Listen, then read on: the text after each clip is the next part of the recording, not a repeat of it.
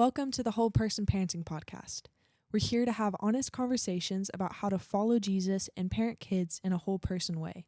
For more content and encouragement as we support you on your journey, you can find us on Instagram, YouTube, and wherever you get your podcasts. We're so glad you're here. Now let's jump in.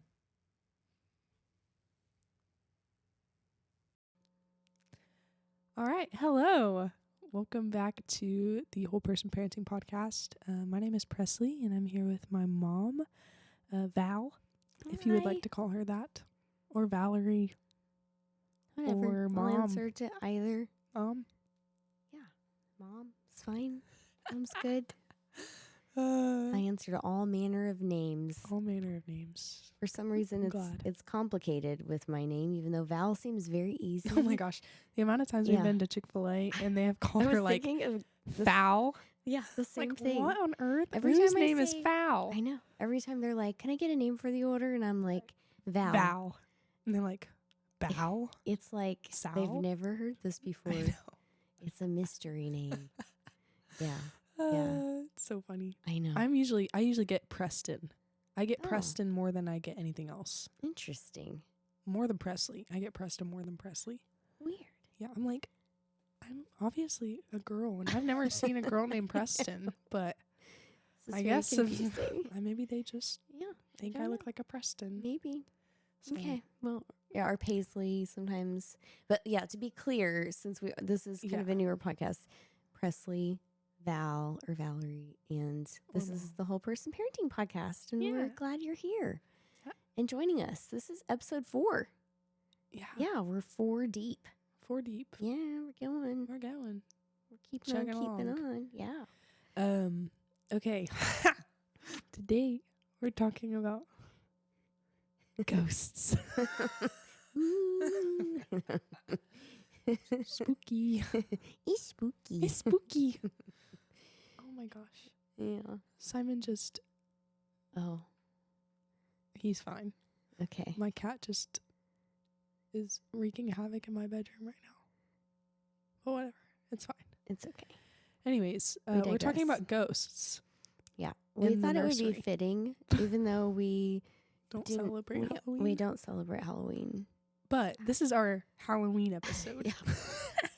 I mean, it just kind of worked out that way that we were going to be talking about this subject in October. Yeah. But yeah, we're going to talk about ghosts and angels today. And angels. Woohoo. Yeah. We've been on the subject of sort of intergenerational things in parenting.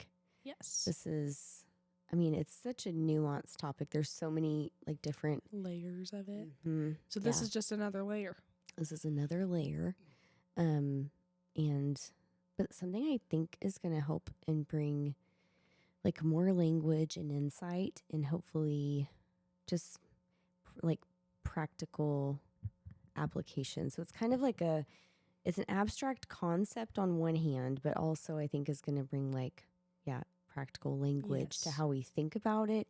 And also, I think experientially it's going to make a lot of sense for parents who I know have been in these moments and who, carry these ghosts and angel moments into their parenting. So, So the idea of ghosts and angels comes originally from an article which was posted.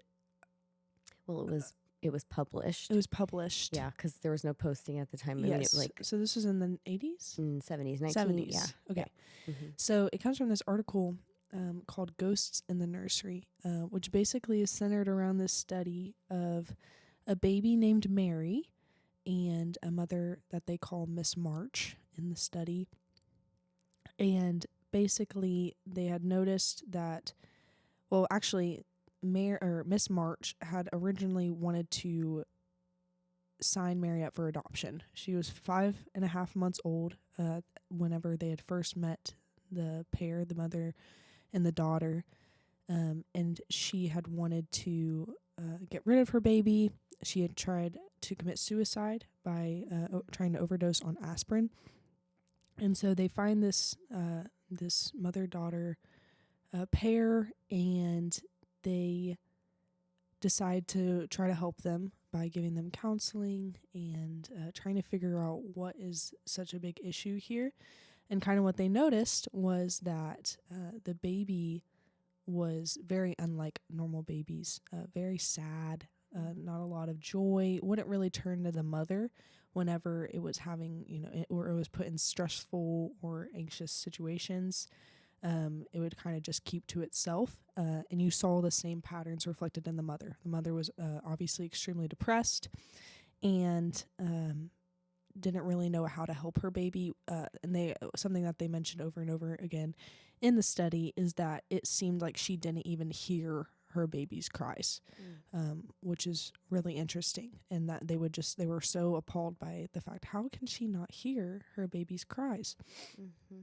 And so they start to learn about Miss March, about her history. They realize that she comes from a very neglectful home, where her mother was another person who had attempted to commit suicide, had ended up in the hospital for many years, and so was very out of the picture.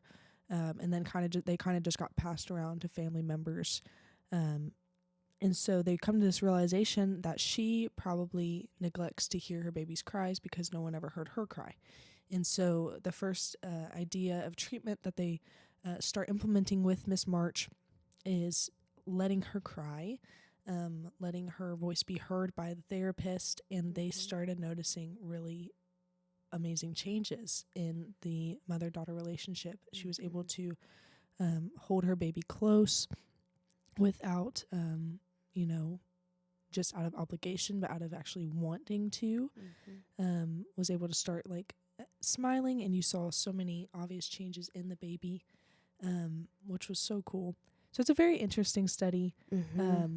But the idea is that because of Miss March's past traumas, she brought that into her relationship with her baby, and that is where you saw these abnormal effects on the baby for her age.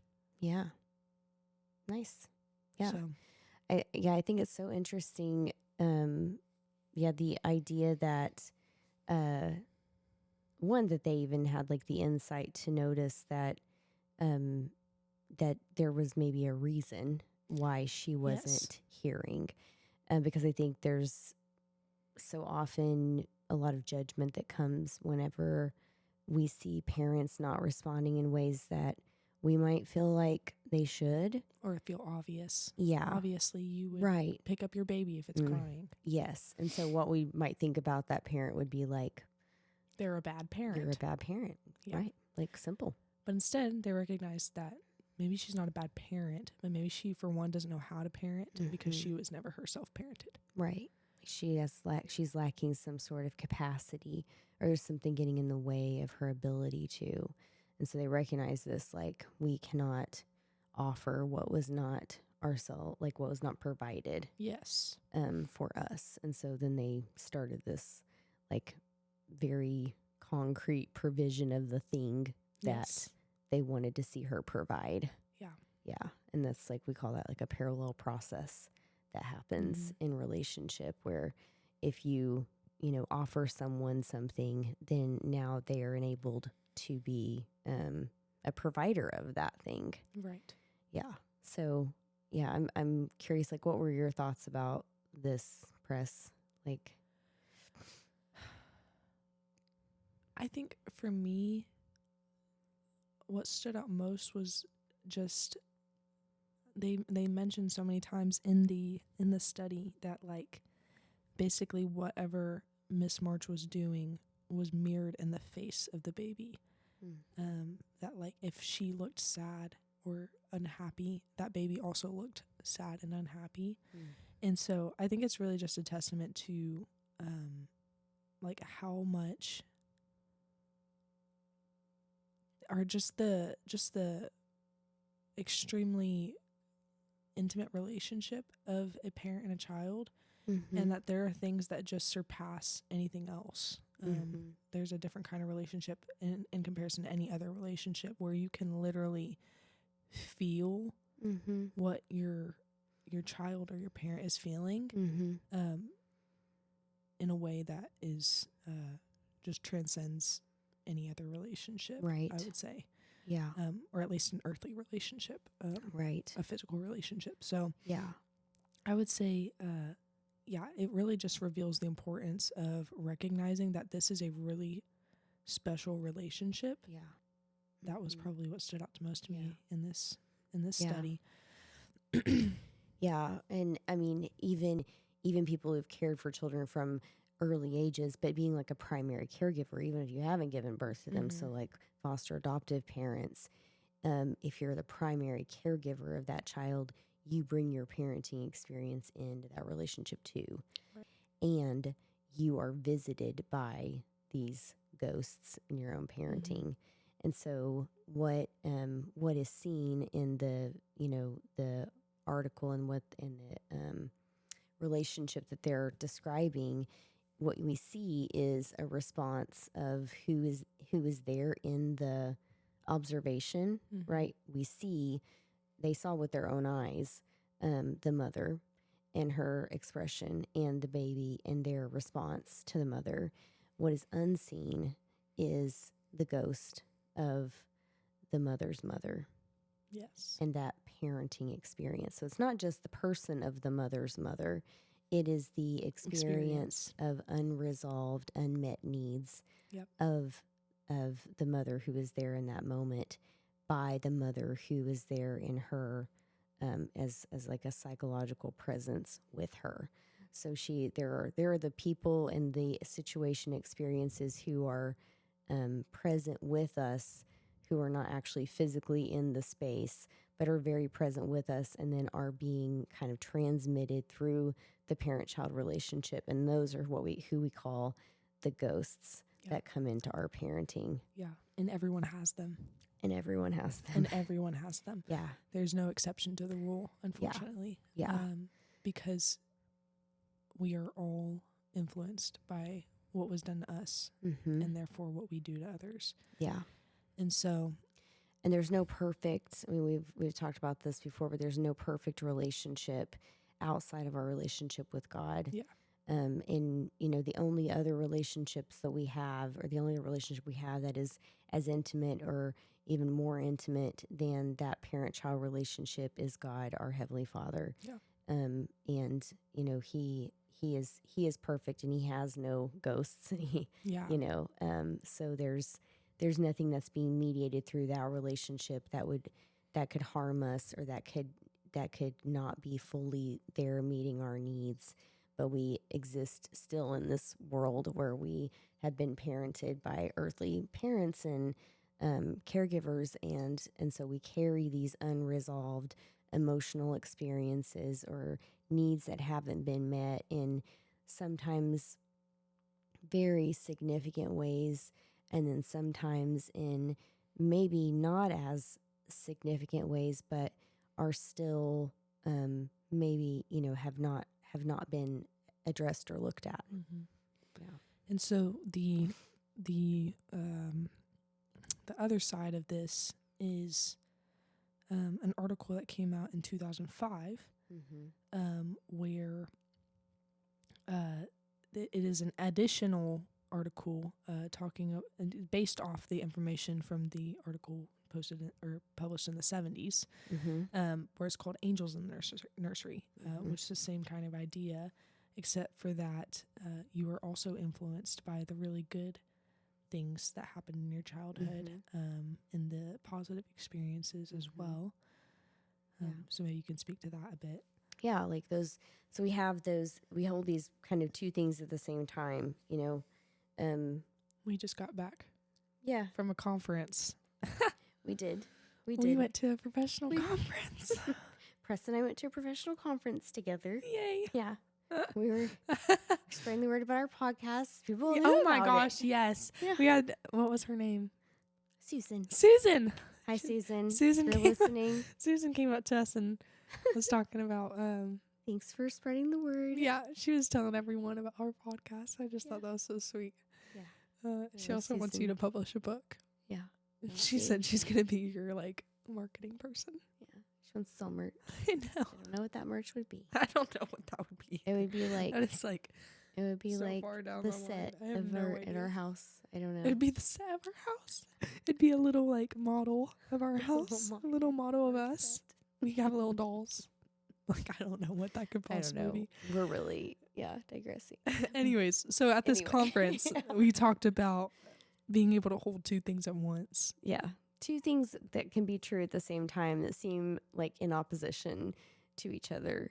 And we are very complex creatures. we are. Yeah, we really are. Have one thing that's true about us, Yeah. but also Oh, yeah. I'm trying to think of like an example we that talk could about make this it. all the time, flesh and spirit. You know, Yes. You have we the have two things. an opposition battling each other out, like good and evil. We have that are existing in the world at the same time. We have, the redemptive work of the cross, and then still we have, the work of Satan in the world, and Mhm. that Those we things, that two we things fight. are constantly Yeah, fighting. absolutely. And when we know who has already won Yeah. the victory over that, but we're still in the world, and we have so we have these opposing forces kind of always. And so even in our parenting, we see this showing up. In our kids, we see this showing up, that we have our kids are not all good or all bad. They don't make 100% great choices or 100% poor choices. And this can be a hard thing to hold in parenting. And it can be hard to hold for ourselves, that we don't always make the right calls, that we don't always get it right, that we sometimes make bad choices, that sometimes we make mistakes, that, we get it wrong, and we need to apologize or make repair with our kids. And so we see this in the angels and the ghosts as well. And so we have, we hold these in our own parenting experiences, or in our experiences of being parented. We have, for some of you who may be listening, you may have unresolved relationships with your own parents, and you may have decided that, one or both of your parents haven't been safe enough with you, or it's not safe to continue to be in close relationship with them. And you may have decided that they are, not going to be an active part of your life. And there may be reasons for that, but you may also have villainized them in ways that, are cutting off your access to even the good things that they were able to provide for you, that you could be, kind of tapping into to provide for your own children. Mm-hmm. And so we want to access both those ghosts and those angels. And we want to access the ghosts, or know and have awareness to those, so that when they come up, we can make a decision about how we respond to those, that we're not immediately acting and reacting on those in transmitting and doing what was done for us, like what was in the article. Mm-hmm. That we're not, ignoring, the baby when they cry. Our cat. Simon. We're going to have to get him down. No, he's fine. He's in the shot. He's going to step on the thing. We're going to have to get him down. Let's do that real quick. Okay. We'll come back. Well, while you were talking, I was kind of thinking about, I guess, like viewing people in like good or bad, like you were talking about. It made me think of Lilo and Stitch. Okay. Proceed. So whenever Lilo makes this like drawing of Stitch, about and his good meter, his bad meter, like his badness and goodness. Mm-hmm. But I think that's kind of true of like how we view people sometimes, mm-hmm. is that you're good or bad. Yeah. And I think that is a relational truth that, I feel like I struggle with every day, in being like, I know that's a bad person, and so I'm going to stay away from them, or I know this is a good person. And those aren't like, sometimes that's discernment. Mm-hmm. But I think a lot of the times we think that about people, or even in like relationships where you're really close, certain things not to say or to do because that you're going to set that person off, right? Yeah. Or because that's their bad side and you don't want to touch their bad side. You just want to stay on their good side. And so a lot of the times we bring that into relationships, and I think that is, and it's something that is easier said than done. But to try to consider that they are not just on a good and bad meter, but they are someone who has the same truth, that they can be holding two things true at the same time, right? That they could be both, great in one area and bad in one other area, but also within those two things, there's constantly the battle of flesh and spirit, right? Yeah. And so that was something I thought of while you were talking, Right. that I think we can often do. Because if you polarize people like that, then you will soon discover that there is no perfect person, and you will isolate. Yeah. Or you will run through people. Yeah. You will run from person to person and relationship to relationship until you have no more relationships to run through. Yeah. And, God does call us to unity, and he calls us to do relationships like he does. And that's long suffering in relationships. Yeah. And that's for relational repair. And so to reflect, who he is in relationships and in parenting, if we look at people like that, then we kind of have relationships with our kids, and God's given us our kids for a purpose, and it's to weather things with them. Like he never does that to us. Like he never says to us, "I'm done with you." Yeah. He does. He says he's faithful to complete the good work that he started in us.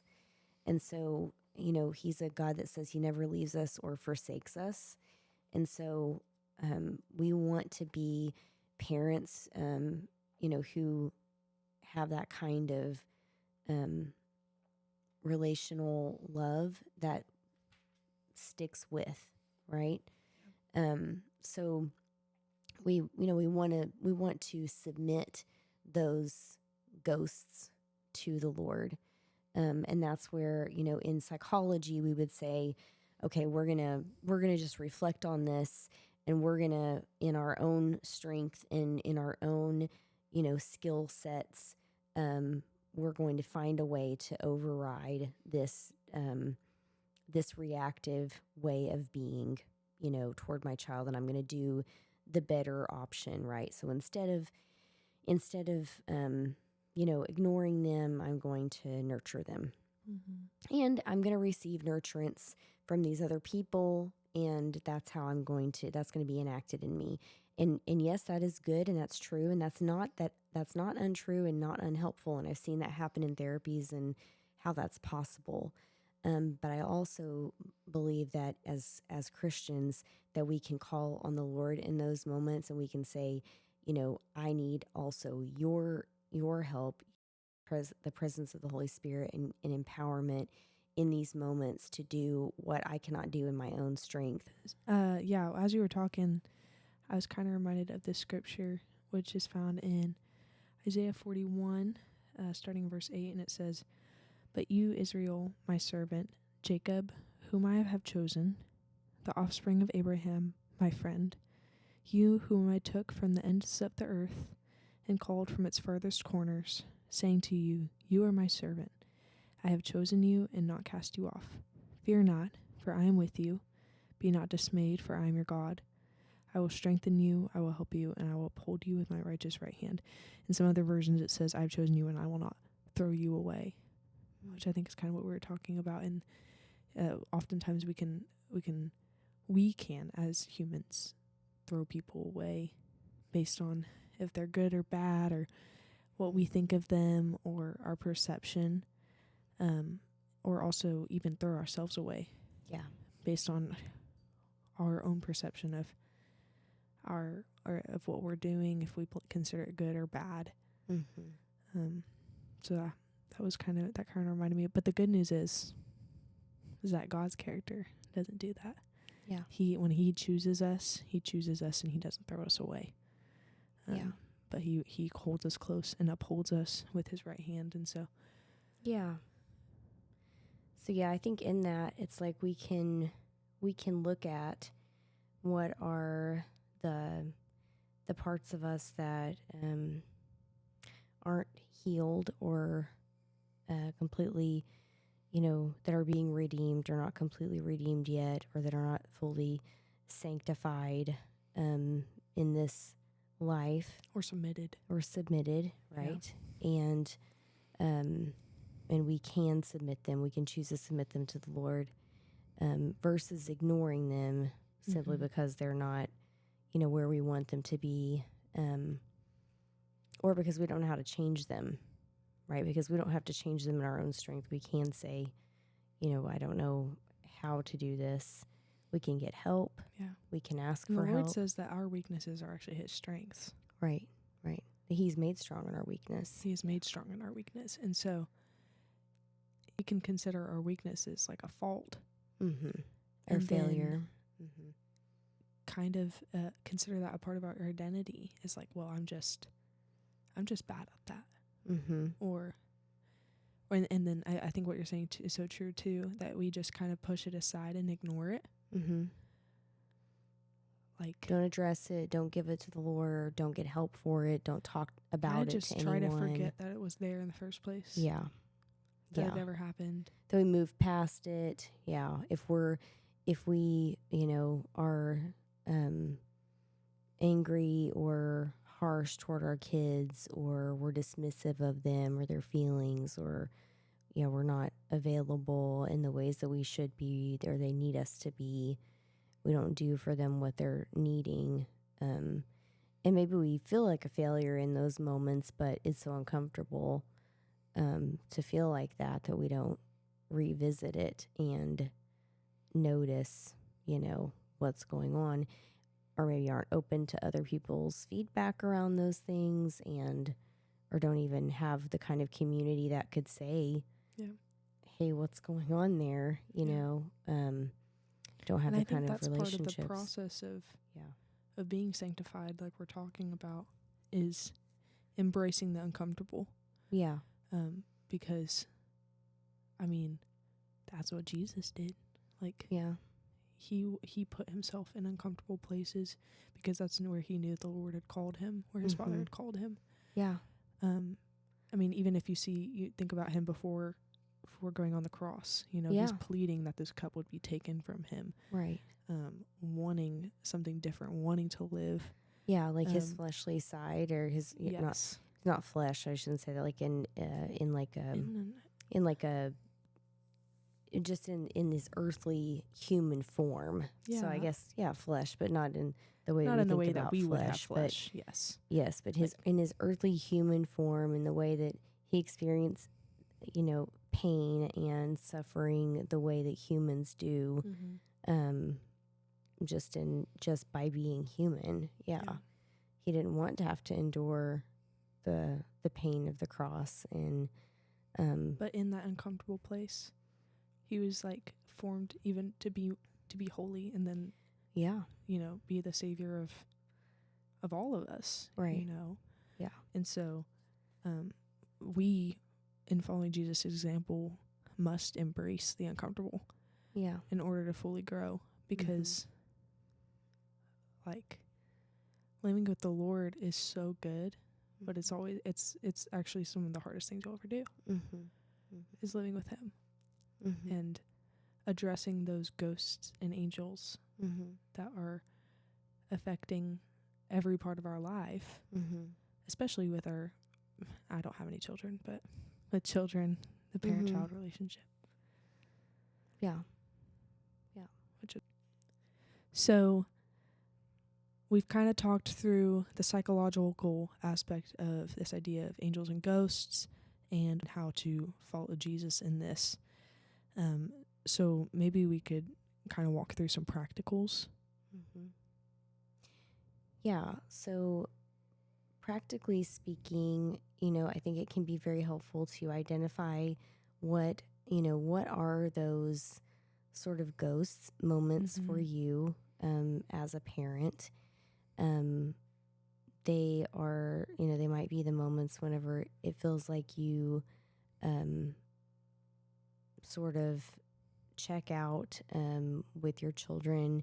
It might be in like what was kind of in the article, or whenever you notice that you sort of, lose control in the moment, whenever you start doing the things that that maybe feel out of character, not really the things that you want to do, or even the things that are just overtly like, this is this is something that really reminds me of my own childhood. Yeah. If you have And like a flashback to a certain yeah, moment, and I maybe. kind of can remember in this moment what this might have felt like whenever I was a child, but it's like very overwhelming. And so these are like sort of these unresolved emotional experiences that we had with our caregivers. And so, noticing those things, and instead of just bypassing those and trying to maybe suppress them further, or, ignore them, or act out of them, to sort of pause, reflect on that, and talk about them. Talk about them to someone, whether that's in a counseling setting, whether that's with your spouse, a trusted friend, a pastor, someone that you can talk about. Hey, when this happens for me, this is really hard. This is painful. And I need someone to hear what my experience was, and I need maybe some guidance on how I can do something different in this moment, and get some tools for how to respond differently. And a big piece of this is just like in the story with in Ghosts in the Nursery, was that the mom in the story wasn't able to really attune to her child's needs. And so if you can ask yourself, what does my child need now? What does my child need in this moment? And really help yourself to stay in the moment with your child and attune to their needs, versus getting really sucked into the moment of that kind of historical ghost for you. That can be really, really helpful. So just practically speaking, first step would be identifying that. Second step would be talking to someone. Third step would be, getting a tool on how to move forward with it. That's good. Then I would say the next thing would be to, as far as angels go, on the flip side of that, like what are some, sort of core memories for you that are helpful, and that you are like, this is what I would want my child to feel and know about how, like, what love and care and nurturance is like. And whether that was with, a parent, a grandparent, a close family friend, some kind of caregiver who was there for you in ways that made you feel really known, seen, understood, and loved. And how can you infuse that into your relationship with them? So I would say, like, from a practical standpoint, those are some really good steps to take to really sort of address what these ideas, these concepts are in your parenting relationship with your children. Yeah. Yeah. I think you saying that too made me think, I think like an example from my life would be like, I remember feeling really loved whenever we would get to sing together. And also whenever you would just kind of spontaneously like bring home stuff for me. I just remember being like really excited when that would happen. And like that's kind of just a really small example, but like same kind of thing. Like when I have children, like I would hope they feel as loved in those moments as I felt loved by you in those moments. And so just for our listeners to kind of get an idea of maybe what those could look like. Doesn't have to be like a really big thing, although it can be. But it's also a lot of the times really the small things that can be angel moments and ghost moments. So so think about those. We're gonna link the article down in our show notes. So make sure to look at those. They're really interesting articles, a really engaging read as well. I found myself interested by it. Getting in some insight into this concept. Spooky. Spooky. Our Halloween episode. Not so much, really. So funny. But just happened to be. Happened to correlate. Yeah. Correlate, yeah. All right. But anyway. Yeah. I had fun talking about this. Yeah. It's good. Good times. Good stuff. All right. So yeah, thank you guys for joining us. Yes. And we'll see you on the next episode. All right. Thanks. Bye-bye.